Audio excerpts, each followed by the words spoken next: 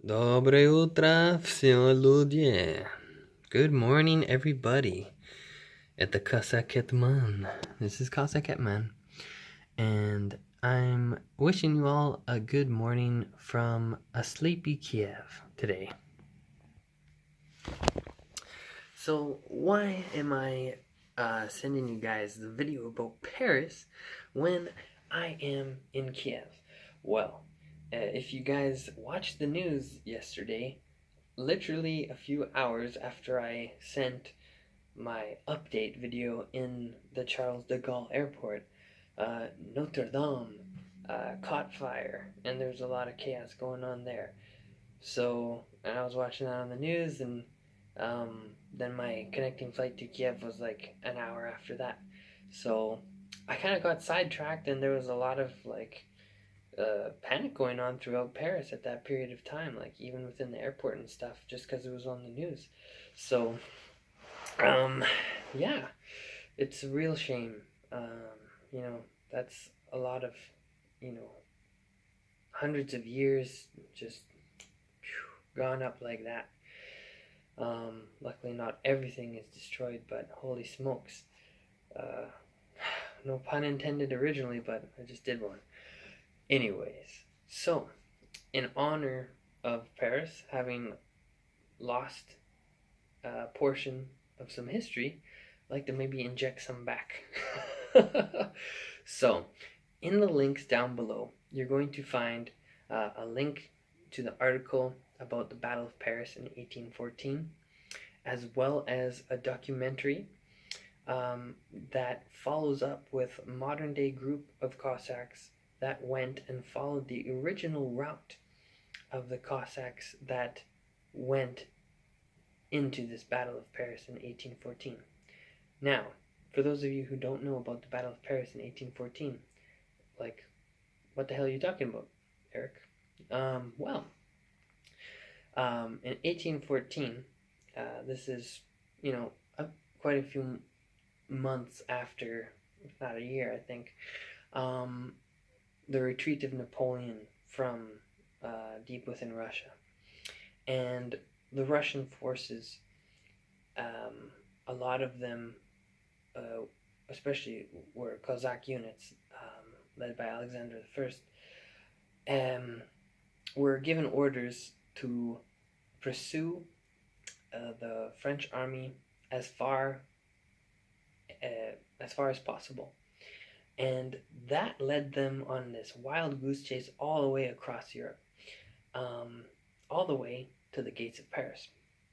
And that's exactly what happens.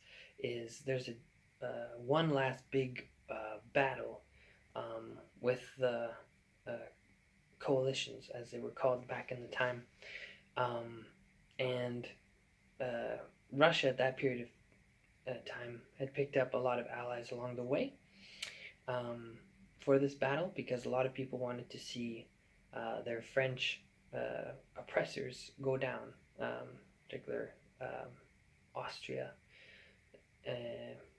Prussia, what was left of it, things, units such as that. So, anyways, in 1814, just to summarize it, make it go by quick, the French lost it, and the Russian army then marched victoriously through Paris, all the way into the imperial court there. And that's what eventually forced the French to force Napoleon into exile and to surrender. So Cossacks played a huge role in this period of time in history, on part for Imperial Russia, in particular the Don Cossacks. And there's lots of great quotes by both Napoleon and lots of world leaders at the time, really surprised and with the skills of the Cossacks. Napoleon himself said if he had the Cossacks as his irregular cavalry troops, he would have marched to the end of the world. So, very interesting. Nice to have respect between enemies that way. or at least admiration. Anyways, so like I said, article down below explaining the history in full detail, and the documentary is very informative and it's well done, I have to say, and it's engaging because as you follow these modern Cossacks on their route, it tells you lots of very good historical information about the original Cossacks and their route. And a cool little tidbit too, in case you don't want to watch all of it, but I highly recommend that you do. Just another piece that Cossacks have kind of put on the world is when they were in the city limits of Paris and they were trying to get food. At the time, the Parisian style of dining, very slow in comparison to, military Cossack mentality, getting food, eating it right away. So they used to say to the French cooks in this one place in particular, I can't remember it, but it's in that documentary. They would say "bistra, bistra, bistra," which means faster, faster, faster, and eventually, that is how that place came to be known as a bistro, and that's how bistros came to be a certain style of restaurant and a way of dining, following that point.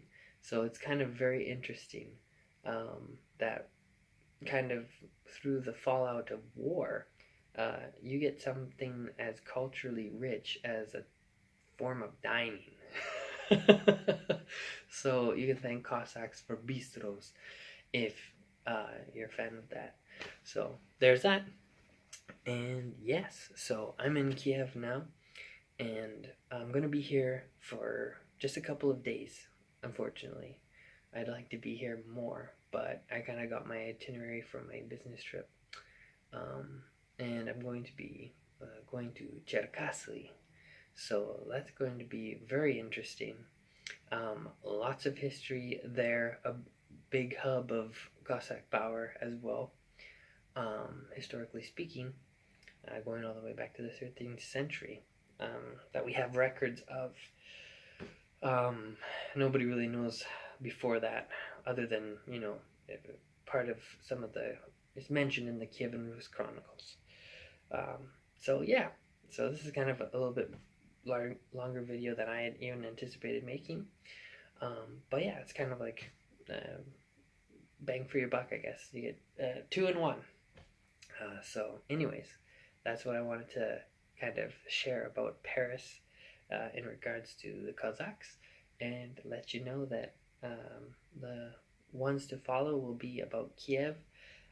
We'll see what I have time to try and get to today and what's nearby me here, but hopefully get to go to some very nice historical locations that have relevance to the channel and what I talk about. So anyways, have a good day everybody, and thank you for watching.